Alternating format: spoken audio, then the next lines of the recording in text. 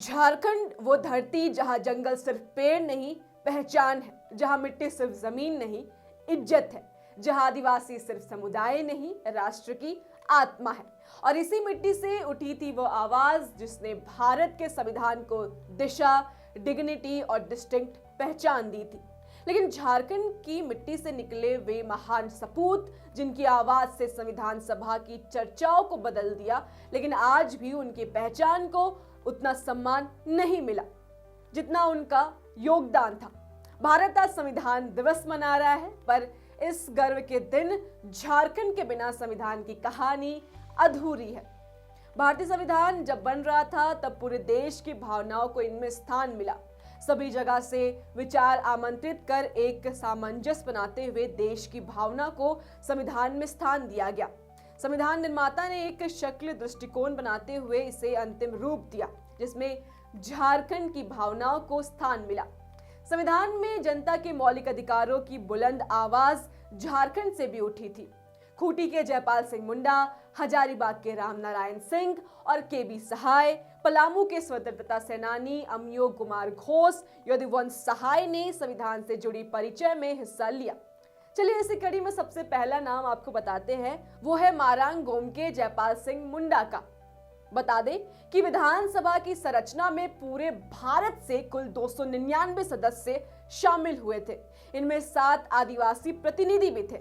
इनमें बोडो असम के रूपनाथ ब्रह्मा, नागा समुदाय नागालैंड से मायंग नोक्चा, खासी समुदाय गुवाहाटी से रेव जेजे एम निकोलस राय, गोंड समुदाय से मध्य प्रदेश से फूलमान शाह समेत अभिवाजित बिहार यानी कि वर्तमान झारखंड से मुंडा जनजातीय समुदाय से जयपाल सिंह मुंडा, चाईबासा से देवेंद्रनाथ सामंत व उरांव जनजातीय भू से बोनीफास लकड़ा शामिल थे।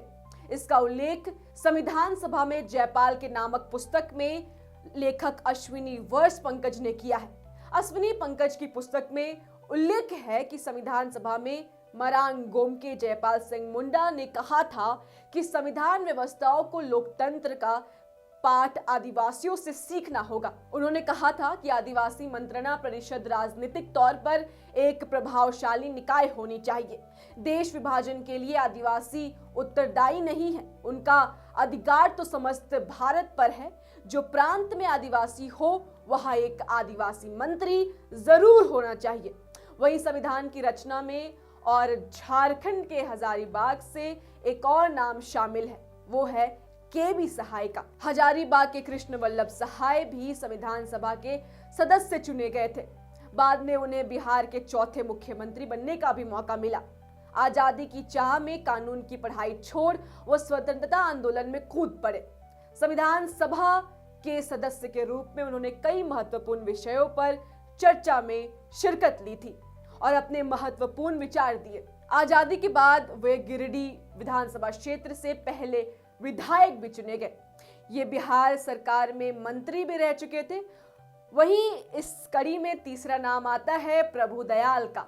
प्रभुदयाल झारखंड के एक महत्वपूर्ण लेकिन कम चर्चित योद्धा है।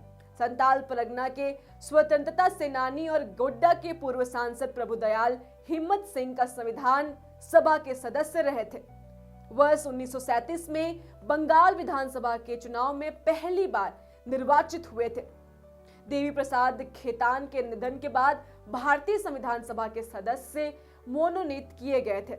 1992 में उन्हें कलकत्ता नगर निगम में एल्डरमैन के रूप में चुना गया। वहीं 1946 में वो राज्यसभा के सदस्य भी चुने गए। 1962 में गोड्डा लोकसभा क्षेत्र से वे सांसद भी बने। उनकी भूमिका साबित करती है कि राष्ट्र निर्माण सिर्फ भाषणों से नहीं, नीतियों से होता है। वहीं बताते चले कि आदिवासी समुदाय की ऐतिहासिक मांग को सामने रखते हुए जयपाल सिंह मुंडा ने संविधान सभा में चेतावनी भी दी थी कि यदि भारत आदिवासियों को सम्मान और बराबरी नहीं देगा तो वो देश समानता के सिद्धांत में असफल हो जाएगा। उनका स्पष्ट कहना था कि आदिवासियों को दया नहीं, न्याय चाहिए। इस विचार ने अनुसूचित जनजातियों के लिए विशेष सुरक्षा, आरक्षण, शिक्षा और विकास योजनाओं की नींव रखी। और आज जो वनाधिकार, आरक्षण और जनजातीय कल्याण की नीतियां दिखाई देती है, वो उसी आवाज का परिणाम है।